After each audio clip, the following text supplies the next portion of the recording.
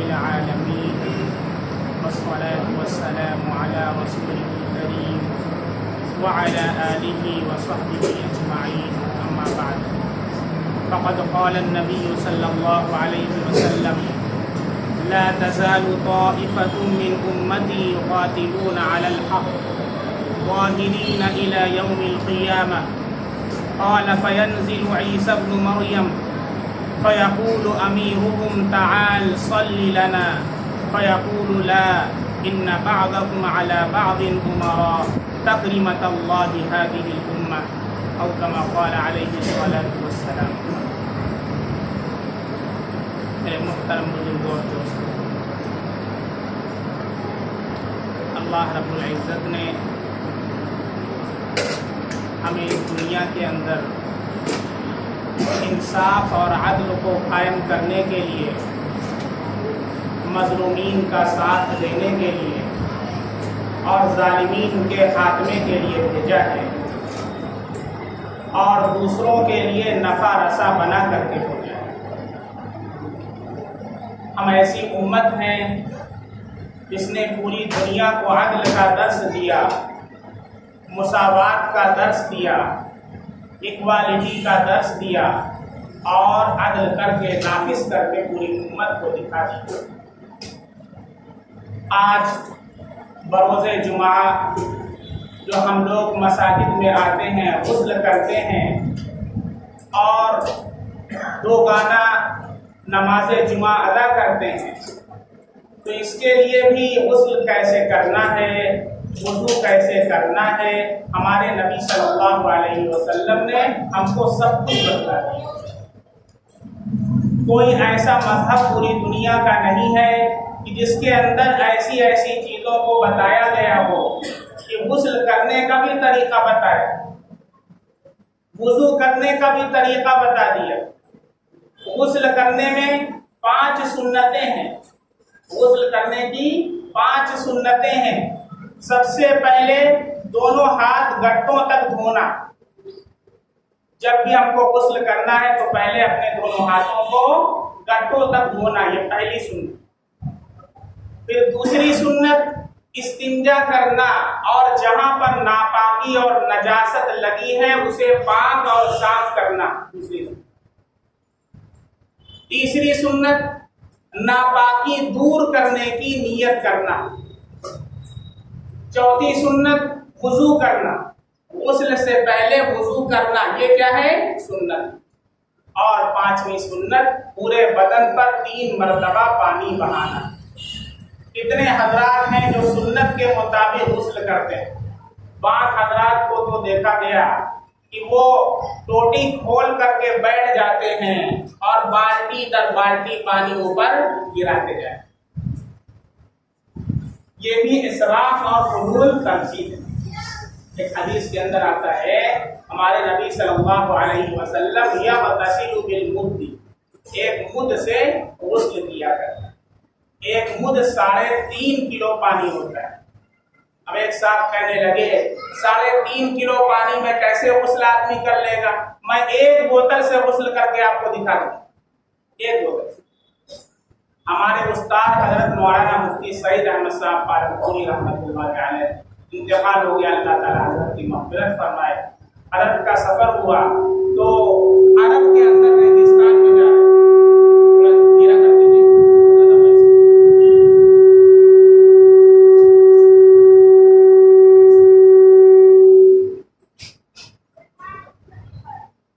ریگستان میں جا رہے تھے تو دیکھا کہ ایک شخص پر غسل واجب ہے اور وہاں پانی اس کے پاس نہیں تھا۔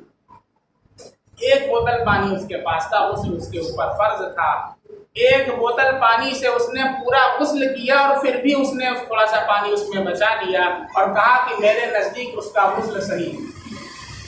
اگر اسراف سے آدمی بچنے پر آئے، ہم لوگوں کی تو عادت ہر چیز میں فضول خرچی کی ہے۔ جب تک پہلے شروع ہی میں پہلے 1 بالٹی پانی گرائیں گے پھر صابن لگائیں گے، عجیب صورت ہے۔ حتیٰ کہ بہتی دریا پر بھی اگر ہم غسل کر رہے ہیں تو وہاں پر بھی فضول خرچی کرنے سے بچنا ہے۔ ایسا نہیں کہ دریا بہ رہی تو جتنا چاہے پانی گرا لو، وہاں پر بھی اسلام یہ حکم دیتا ہے کہ فضول خرچی سے بچو. لا تسرفوا ان اللہ لا يحب المسرفین. فضول خرچی سے بچو، اللہ تعالیٰ فضول خرچی کرنے والوں کو پسند نہیں فرماتا. آج ہر چیز میں فضول خرچی. کھانے میں فضول خرچی کیا ہے؟ اتنا جم کر کے کھا لینا یہاں تک حلق تک کہ جب بیکار آئے تو کھانا بھی منہ کے اندر نکل کر کے آ جائے. آدمی اگر بہت زیادہ کھانے ہی پر آ جائے تو اتنا اس سے زیادہ نہ کرے کہ پیٹ کا 3 حصہ کرے. ایک حصہ کھانے کے لیے، ایک حصہ پینے کے لیے اور ایک حصہ اللہ کے لیے. آج تک ہم لوگوں نے کبھی ایسا کھانا ہی نہیں کھایا ہوگا. آپ ایسا بتا رہے ہیں ہم کو طریقہ مفتی صاحب. ایسا کھانا کھائیں گے تو پیٹ ہی کہاں سے بھرے گا؟ اسی لیے ساری بیماریاں پیدا ہو رہی ہیں. المعدۃ بیت الادواء عربی کا مقولہ ہے. یہ جو معدہ ہے، پیٹ ہے، یہ تمام بیماریوں کا گھر ہے. اگر کھانے کا سسٹم ہمارا صحیح ہو جائے تو بہت سی بیماریاں آٹومیٹک ہماری صحیح ہو جائیں. جب یہاں سے نظام بگڑتا ہے، حکیم صاحب بیٹھے ہوئے آپ ان سے دریافت کیجیے، جب کھانے کا نظام بگڑتا ہے تو پھر پورے باڈی کا، جسم کا نظام کیا ہو جاتا ہے؟ ٹیکس نیس ہو جاتا ہے. فضول خرچی سے بچنا ہے. غسل کے اندر بھی فضول خرچی ہوتی ہے، اس سے بھی ہم کو بچنا ہے. یہ تو غسل ہو گیا. اسی طریقے سے ہر ہفتے پاکی اور نظافت کا اہتمام کرنا. ہر جمعہ کو پاکی اور صفائی کرنا، زائد بالوں کو صاف کرنا ہمارے نبی صلی اللہ علیہ وسلم کی سنت ہے. اگر کوئی 1 ہفتے میں نہ کر سکے تو کم سے کم 2 ہفتے میں کر لے. 2 ہفتے میں نہ کر سکے تو 20 دن پر کر لے.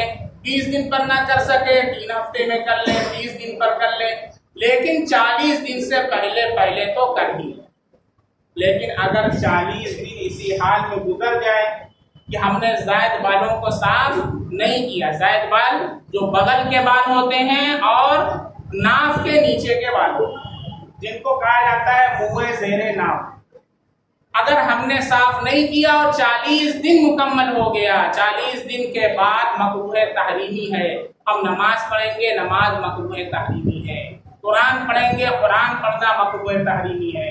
جو بھی عبادت کریں گے، عبادت بھی کریں گے اور وہ عبادت چونکہ ہم نے اپنے ساتھ گندگی کو پال رکھا ہے. بہت سے لوگوں کو دیکھا جاتا ہے کہ وہ لوگ کئی 1 سال تک نہیں بنا، معلوم ہی نہیں مسئلہ. اچھا بنانا ہے تو کہاں تک بنانا ہے، اس کی حدود کیا ہے یہ بھی نہیں معلوم. اچھا آپ حضرات تو پوچھتے نہیں ہیں. اگر ہم یہاں سے بتائیں تو آپ کہیں گے کہ مسجد کا احترام کیجیے. تو بھائی مسجد کا احترام کرنے کا مطلب یہ نہیں ہے کہ مسائل نہ بتائے جائیں. ہمارے نبی صلی اللہ علیہ وسلم نے یہ سارے مسائل مسجد ہی میں بتلائے ہیں. کوئی مارکیٹ میں بازار کے اندر بیٹھ کر کے نہیں بتلائے. اور یہ سب بتلانا دین ہی کا حصہ ہے. اس لیے کوئی غلط فہمی کے اندر نہ مبتلا ہو کہ مفتی صاحب نے ممبر پر بیٹھ کر کے یہ سارے مسائل بیان کیے. کیونکہ یہ سارے مسائل بتانا یہ میری ذمہ داری ہے اور آپ حضرات تبھی تو عمل کریں جب آپ کو معلوم ہوگا. تو بغل کا بال تو آپ کو معلوم ہے کیسے صاف کرنا ہے.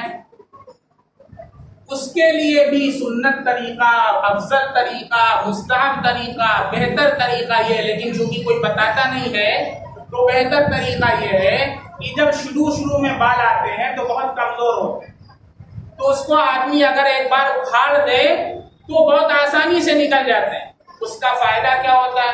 اس کا فائدہ یہ ہوگا کہ پھر آپ کے بغل میں بدبو پیدا نہیں ہوگی. اور دوسرا فائدہ یہ ہوگا کہ آپ کا وہ بال سخت نہیں ہوگا، کڑا نہیں ہوگا. بغل کے بال منہ بغل جو ہوتا ہے. لیکن اگر نہیں کیا اور آپ نے بلیڈ لگا دیا تو پھر کیا ہوگا؟ پھر آپ کو بار بار اس کو کرنا پڑے گا. تو آپ کو صاف کرنا ہے، چاہے آپ بلیڈ سے صاف کریں چاہے اکھاڑ کر کے صاف. نیچے کا جو بال ہے اس کی جو حد شروع ہوتی ہے وہ جو آپ کی ناف ہے، ناف کے نیچے جہاں پر آدمی زربن باندھتا ہے، جب آپ بیٹھتے ہیں تو وہاں شکن پڑ جاتی ہے. بات سمجھ میں آ رہی ہے؟ وہاں سے اس کی حد شروع ہوتی ہے. اور وہ کہاں تک جاتی ہے؟ وہ جاتی ہے جو مخصوص عضو ہے اس پر جو بال ہے، اس کے نیچے کے جو بال ہیں، اور مقعد تک جو راستہ چلا گیا ہے مقعد تک، اور اس کے آس پاس کے وہ بال کی ان بالوں کے نجاست میں ملوث ہونے کا خطرہ ہے کہ اگر ہم ان کو صاف نہیں کریں گے تو وہ نجاست میں ملوث ہو جائے گا، تو وہ بال بھی جو اس کے آس پاس ہوتے ہیں ان کا صاف کرنا واجب ہے۔ بات سمجھ میں آ رہی ہے؟ 40 دن سے پہلے ہر ہفتے کر لیں گے تو مستحب افضل ہے، اگر ہر ہفتے نہیں کر سکتے تو 20 دن پر کر لیں، 30 دن پر کر لیں، لیکن 40 دن سے پہلے ایک بار ضرور کر لیں۔ یہ کیا ہے؟ ہمارے نبی صلی اللہ علیہ وسلم نے ہمیں بتایا ہے، اور یہ سب اسلام کی تعلیم ہے، اسلام کی خوبصورتی ہے کہ ہمیں اتنی چھوٹی چھوٹی باتوں کا حکم دیا ہے۔ اللہ کے نبی صلی اللہ علیہ وسلم نے ہمیں یہ ساری باتیں بتلائیں، اور بھی بہت سی چیزیں ہیں جو بہت سی چیزیں یہاں پر نہیں بتلائی جا سکتی، پرسنل چیزیں ہوتی ہیں، وہ آپ پرسنل پر پوچھ سکتے ہیں۔ ابھی ایک صاحب کہنے لگے کہ میں جب اپنے گھر میں اپنے بچوں کو بتلاتا ہوں تو ہمارے بچے برا مانتے ہیں، تو میرے بھائی اس میں برا ماننے والی کوئی چیز نہیں ہے۔ اگر باپ بچوں کو نہیں بتلائے گا تو بچے پھر کہاں سے سیکھیں گے؟ اس لیے باپ کو چاہیے کہ اپنے بچوں کو ادب سکھلائے۔ ہمارے نبی صلی اللہ علیہ وسلم نے کیا دعا فرمائی؟ ہمارے نبی صلی اللہ علیہ وسلم نے فرمایا کہ بہترین ہدیہ اور تحفہ وہ ہے جو باپ اپنے بیٹے کو دے، وہ ادب کا تحفہ ہے، تعلیم کا۔ اپنے بچے کو بہترین ادب سکھانا، اس کی بہترین تربیت کرنا، یہ سب سے بہترین گفٹ ہے جو آپ اپنی اولاد کو عطا کرتے ہیں، جو پوری زندگی اس کے کام آئے گا۔ آپ نے اس کو ایک چاکلیٹ دلا دیا، یہ چاکلیٹ تو چند منٹ میں ختم ہو جائے گی۔ آپ نے کوئی بھی چیز دلا دیا وہ تو ختم ہونے والی ہے، لیکن جو آپ نے ادب کا تحفہ دیا، تعلیم اور تربیت کا تحفہ دیا، وہ پوری زندگی انشاءاللہ باقی رہے گا۔ اللہ رب العزت ہمیں ان چیزوں کی قدر کرنے والا بنائے۔ صحابہ کرام کا معمول یہ تھا کہ جب صحابہ کرام کے درمیان کسی چیز میں بھی بحث ہوا کرتی تھی تو اللہ کے نبی صلی اللہ علیہ وسلم سے رجوع فرمایا کرتے تھے۔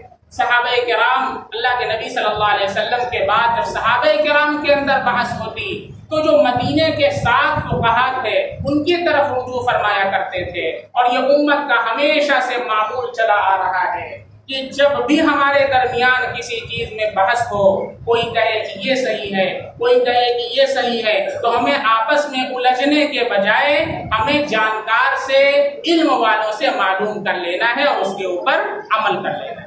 آپس میں جھگڑا، لڑائی، بحث مباحثہ نہیں کرنا ہے، اس سے اپنے آپ کو ہمیں بچانا ہے۔ اور اللہ کے نبی صلی اللہ علیہ وسلم کی حدیث ہے، ان هذه الامه لا تزال طائفه من هذه الامه يقاتلون على الحق۔ میری امت کا ایک گروہ ہمیشہ ایسا ہوگا کہ جو حق کے مقابل میں حق کے اوپر ڈٹا رہے گا اور اس کے لیے جد و جہد کرتا رہے گا۔ لوگ ہم سے پوچھتے ہیں کہ آج کے دور میں ہم کیا کریں؟ آج کے دور میں ہم کو کیا کرنا چاہیے؟ ہم کو آج کے دور میں اپنے حد الوسع، اپنے امکان کے بقدر جتنا آپ کے بس میں ہے، عدل کو نافذ کرنے کی، انصاف کو نافذ کرنے کی کوشش کرنا چاہیے۔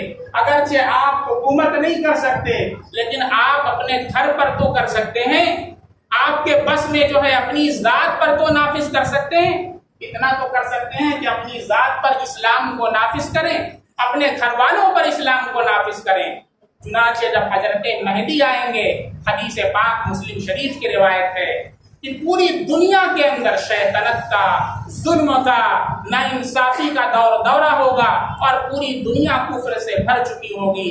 ایسے میں اللہ رب العزت اسی امت سے ایک مرد مجاہد کو کھڑا کرے گا، اور بعض روایتوں سے معلوم ہوتا ہے کہ وہ خاندان نبوت سے ہوں گے، ہمارے درمیان پیدا ہونے والے اور انصاف کے اوپر کھڑے ہونے والے ہوں گے، جو پوری دنیا کو عدل سے بھر دیں گے اور پوری دنیا کو مساوات سے بھر دیں گے۔ اور اللہ کی رحمت ہو اس امت کے اوپر کہ اللہ رب العزت جب حضرت عیسیٰ علیہ السلام کو نازل فرمائیں گے تو حضرت عیسیٰ علیہ السلام اس وقت آئیں گے جب عصر کی نماز کا وقت ہوا ہوگا، اور حضرت مہدی نماز کے لیے، امامت کے لیے پڑھ رہے ہوں گے کہ حضرت عیسیٰ علیہ السلام تشریف لائیں گے تو کہیں گے تعال صلی لنا، اے آئے نبی حضرت عیسیٰ علیہ السلام تشریف لائیے اور ہماری امامت فرمائیے، نماز فرمائیے، نماز کی امامت کیجیے۔ حضرت عیسیٰ علیہ السلام جواب دیں گے لا، نہیں۔ سوچیں کتنا بڑا مقام ہے اس امت کا، اور اس امت کے ایک فرد کا کتنا بڑا مقام ہے۔ کیا فرمائیں گے؟ ان بعضکم علی بعضکم امراء، تم میں ہی سے کوئی نماز پڑھائے، میں نماز نہیں پڑھاؤں۔ چنانچہ حضرت مہدی امامت فرمائیں گے، حضرت عیسیٰ علیہ السلام ان کے پیچھے نماز۔ اور یاد رکھیں حضرت مہدی کے لشکر کے اندر جو لوگ شامل ہوں گے، یہ روایات میں صاف الفاظ ہیں کہ وہ جد و جہد کر کے پوری دنیا کے اندر عدالت قائم کریں گے۔ ایسا نہیں ہوگا کہ کچھ لوگ ہوں گے جو بزنس سے نکل کر کے آئیں گے اور ان کی جماعت میں شامل ہوں گے، کچھ لوگ ہوں گے جو اپنی شادی فنکشن سے نکل کر کے چلے جائیں گے، ان کی جماعت میں شامل ہو جائیں گے۔ ایسا نہیں ہوگا، بلکہ ہر دور کے اندر ایک جماعت ایسی ہے جو حق کے اوپر جد و جہد کرنے والی ہے، انصاف کو قائم کرنے والی ہے۔ ہر دور کے اندر کچھ لوگ ایسے ہوتے ہیں، وہی لوگ جا کر کے ان کی جماعت کے اندر شامل ہوں۔ اب ہم خود فیصلہ کریں کہ ہم کیا اس قابل ہیں، ہم کیا اس لائق ہیں کہ حضرت مہدی کے لشکر میں شامل ہو سکیں۔ ہم اپنے گریبان کو خود کھول کر کے دیکھیں، کیا ہم فجر کی نماز پڑھتے ہیں؟ کیا ہم عدل کو نافذ کرتے ہیں؟ کیا ہم اپنے بہن بھائی کا حق ادا کرتے ہیں؟ کیا ہم اپنے بچوں کو دین کی تعلیم و تربیت دیتے ہیں؟ کیا ہم کو نماز کے فرائض کا علم ہے؟ کیا ہم کو وضو کے فرائض معلوم ہیں؟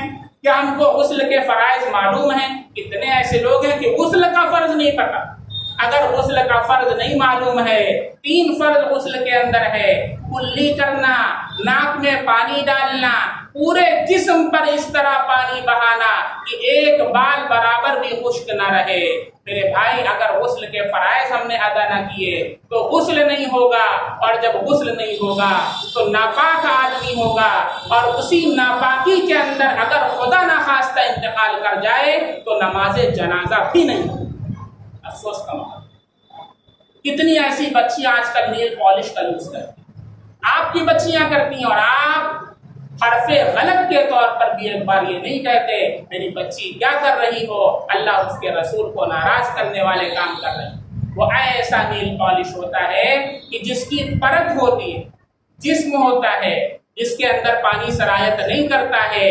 کتنے نمازوں کا وقت گزر جاتا ہے، شادی کے موقعوں پر دیکھا جاتا ہے اکثر دلہن کو جو میک اپ کروایا جاتا ہے اور اس پر نیل پالش لگوائی جاتی ہے، کیوں؟ پہلے سے پلان کیا جاتا ہے کہ نماز تجھے چھوڑنا ہے۔ لیکن اس کے باوجود ایسی بچیاں ہیں جن کی تربیت ان کے والدین نے فرمائی ہے۔ ایک جگہ نکاح پڑھانے کے لیے گیا تو اکثر ایسا ہوتا ہے کہ لوگ یہ کہتے ہیں کہ ابھی رک جائیے، ابھی ڈال گئی ہے، دلہن تیار ہو رہی، تو اس لیے رکنا پڑتا ہے۔ تو میں نے سوچا اسی لیے روکا جا رہا ہوگا چونکہ ڈال گئی ہے۔ انہوں نے کہا ڈال نہیں گئی ہے۔ ہم نے کہا ڈال گئی ہے تو 1 گھنٹہ لگے، کہیں ڈال نہیں گئی۔ ہم نے کہا پھر کیا ہوا؟ کہ دلہن نماز پڑھو۔ ایسی بچیاں آج کے دور میں بھی الحمدللہ موجود ہیں۔ اللہ تعالیٰ ہر دور کے اندر ایسے لوگوں کو زندہ رکھیں گے جن کی وجہ سے اللہ پوری دنیا کو چلاتے رہیں گے۔ ایسی بچیاں آج کے دور کے اندر بھی موجود ہیں الحمدللہ، کہ جو حق کے اوپر قائم ہیں، حق کو نافذ کر رہے ہیں۔ کم سے کم اگر دلہن نماز پڑھے گی تو وہاں کے لوگ تو سوچیں گے ہم کیا کر رہے ہیں۔ باقاعدہ پلان بنا کر کے شادی کے موقع پر دلہا دلہن اور جتنے باراتی جاتے ہیں سب نماز چھوڑتے ہیں، جیسے آج کے دن نماز معاف ہو چکی ہے۔ اللہ کے بندوں، جنگ کے حالات کے اندر بھی نماز معاف نہیں ہے۔ جنگ کے حالات میں صحابہ کرام نے نمازیں پڑھی۔ آپ سوچیں ہم کیا جنگ کے حالات میں ہیں، اپنے گھروں کے اندر ہوتے ہیں، مسجد تک آنا ہمارے لیے مشکل ہوتا ہے۔